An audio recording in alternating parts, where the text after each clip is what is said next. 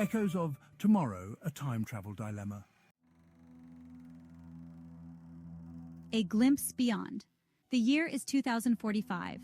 The world has changed in ways we could have never imagined. Skyscrapers pierce the sky and flying cars zip through the air, painting a picture of a future once only dreamed of in science fiction. I, Dr. Ilara Quinn, a pioneer in temporal mechanics, stood on the precipice of a discovery that would redefine reality. My journey had been long and arduous, filled with countless nights of research and experimentation. In my laboratory, nestled within the sprawling metropolis of Neo-Manhattan, I had created a device capable of peering into the temporal stream. This lab, with its glowing screens and tangled wires, had become my sanctuary, a place where the boundaries of time seemed to blur. It wasn't time travel as we imagined, not a physical journey through the ages. Instead, it was a mental and visual voyage, a way to witness the ebb and flow of time without ever leaving the present. But it was a window, a glimpse beyond the veil of the present. Through this window, I could see the threads of time weaving the tapestry of existence. The chronovision, I called it, a name that seemed to capture the essence of its purpose and potential. It hummed with an unsettling energy, a promise and a threat woven into its very core. The device seemed almost alive, pulsating with a rhythm that resonated with the very fabric of time.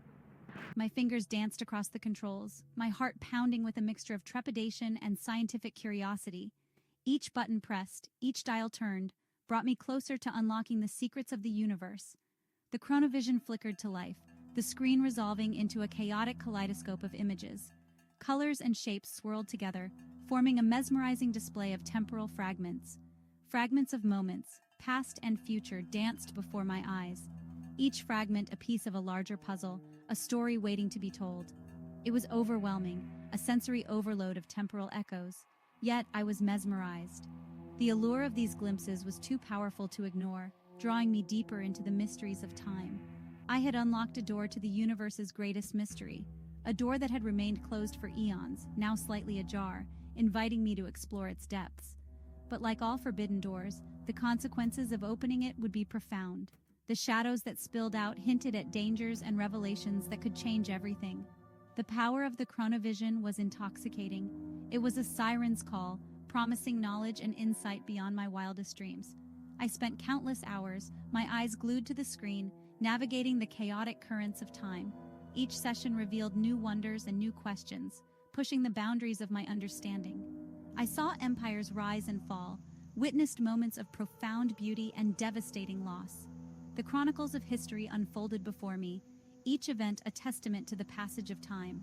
The past, with all its sorrow and joy, played out before me like a forgotten film, each scene a reminder of the transient nature of existence. But it was the future that held me captive, the allure of the unknown too potent to resist. The possibilities of what could be, the potential for change and discovery, were irresistible, and it was there, in the echoing corridors of tomorrow, that I saw it. A vision that would haunt me, a glimpse of a future that was both awe-inspiring and terrifying. A vision crystal clear and terrifyingly real. It was a moment that would forever alter my perception of time and reality, a revelation that would shape the course of my journey. The study of time travel, even in its observational form, was fraught with ethical dilemmas. The very act of peering into the future or revisiting the past brought forth questions that had no easy answers. The scientific community was sharply divided. On one side, there were those who saw the potential for immense knowledge and progress. Many, like Ilara, believed in the pursuit of knowledge, the inherent right to understand the universe and our place within it. They argued that with great power came great responsibility, and that humanity had a duty to explore the unknown. But others argued against tampering with time's delicate fabric, warning of unforeseen consequences and paradoxes that could unravel the very threads of existence. They feared that even the smallest change could have catastrophic effects. I understood these concerns. The weight of such responsibility was not lost on me. Yet, I couldn't shake the feeling that the chronovision held a deeper purpose, a reason beyond mere scientific curiosity. It was as if the universe itself was urging us to look, to understand, to learn. The universe, I believed, rarely revealed its secrets without a reason. Every discovery, every revelation seemed to be a piece of a larger puzzle. And as I delved deeper into the temporal streams, I began to realize the burden of my discovery. It wasn't just about observing the future, it was about understanding the weight of choice, the delicate balance between action and inaction. The scales of time were delicate, and every action or lack thereof had its own consequences. It was a constant struggle to determine the right path. Was it right to possess the knowledge of future events? Could one remain a passive observer, knowing what horrors or joys lay ahead? These questions weighed heavily on the minds of those who dared to look. Could one remain a passive observer, knowing what horrors or joys lay ahead? The ethical implications were staggering. The questions gnawed at Ilara's conscience, whispering doubts into her mind. Every vision, every glimpse into the future brought with it a new set of moral quandaries. The line between observer and participant blurred with each passing day. The more she saw, the harder it became to remain detached. She was, after all, not just a scientist, but a human being, bound by emotions, by love, by the fear of loss. These emotions influenced her decisions, her actions, and her understanding of the ethical dilemmas she faced. And the vision she had seen, the one haunting her waking hours, involved those she held most dear. It was a constant reminder of the stakes involved, of the potential consequences of her actions. The vision was always the same, a vivid, horrifying tableau etched onto the back of her eyelids. It was as if the universe had decided to play the same cruel trick on her, night after night. A seemingly ordinary day, sunshine glinting off the towering skyscrapers of Neo-Manhattan. The city was alive, bustling with energy and the promise of a bright future.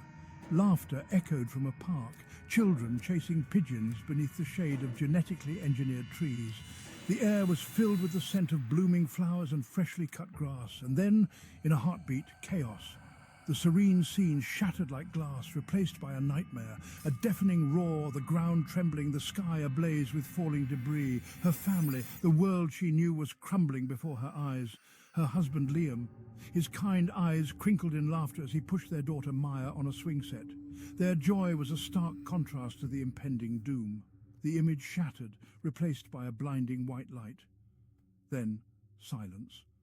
A silence so profound it seemed to swallow all sound, a silence that screamed louder than any explosion. It was the silence of loss, of a future stolen away in an instant.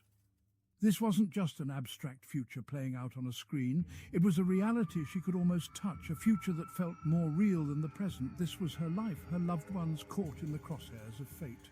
The stakes were unimaginably high. Ilara tried to convince herself it was just a possibility, one thread in the vast tapestry of potential futures.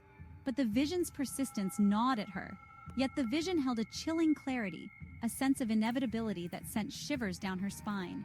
It was as if the future was already written, and she was merely a spectator. It was a premonition, a warning whispered from the future, a future that demanded her attention, her action. The question was, could she, should she, try to change it? The weight of that decision pressed heavily on her shoulders as she stood at the crossroads of destiny.